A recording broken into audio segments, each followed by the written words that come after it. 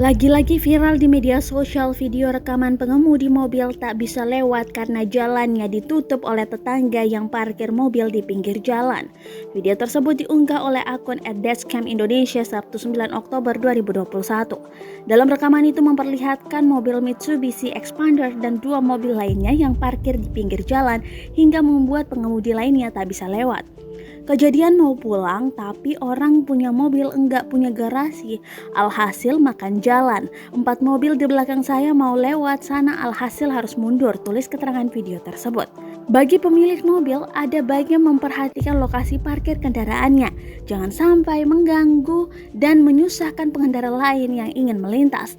Training Director Jakarta Defensive Driving Consulting Jusri Pulubuhu mengatakan, ada konsekuensi kalau mau beli mobil maka harus punya garasi atau setidaknya menyewa lahan parkir.